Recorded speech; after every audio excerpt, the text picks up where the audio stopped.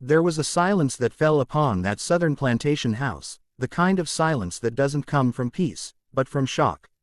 When the doctor stepped out of that room, he didn't know what to say.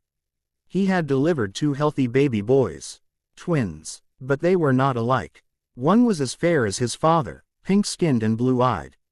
The other was dark, his skin kissed by the sun, his curls thick and black. The midwife dropped her cloth. The servants standing outside froze.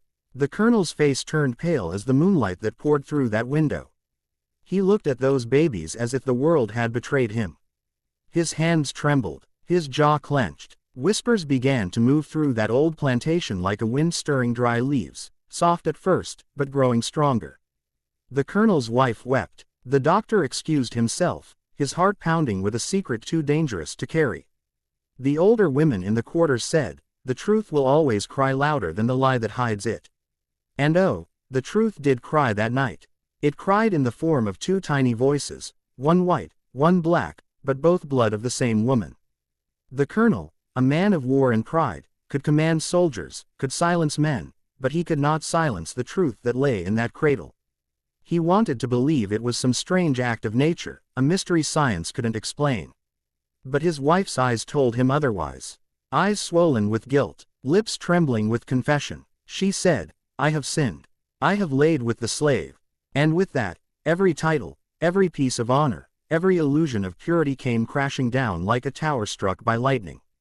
The room filled with a kind of stillness that even the wind dared not disturb. One sentence had undone generations of pride. Now hear me, church, because there's a message in this story deeper than color, deeper than scandal. It's about truth. It's about the seeds we sow when we think nobody's watching. It's about how sin always has a way of showing itself, sometimes in the very face of our children. You can hide your words, you can bury your secrets, but you cannot silence what's born of them. That plantation had known many nights of crying, but none like this. The colonel's wife had been a symbol of grace and refinement, but now she was the bearer of shame. And yet, God was not absent in that moment. Because even in scandal, even in sin, there is a message. Those 2 children were not a curse, they were a mirror. A mirror showing that the blood we divide by race still flows from one Creator. That what the world calls different can share the same heartbeat. The colonel looked upon those babies, and for the first time, he saw the sin of his land reflected back at him. He saw what slavery had done, not just to bodies, but to souls. He saw that you cannot own another human without eventually owning the guilt that comes with it. His rage turned to confusion. His pride turned to fear. And his wife, trembling and broken, whispered, "Forgive me." But forgiveness doesn't come easy when the wound is born into your own household. The colonel walked the halls that night, pacing like a man haunted by his own reflection. He thought of the slave, of the one whose face he'd now see in his son. And somewhere in that deep darkness, God whispered, "What you have tried to separate, I have shown you as one." Because sin divides, but truth reveals. And when truth reveals, it does not ask for your comfort, it demands your repentance. Those twin boys grew up under the same roof, but in a world that refused to see them as brothers.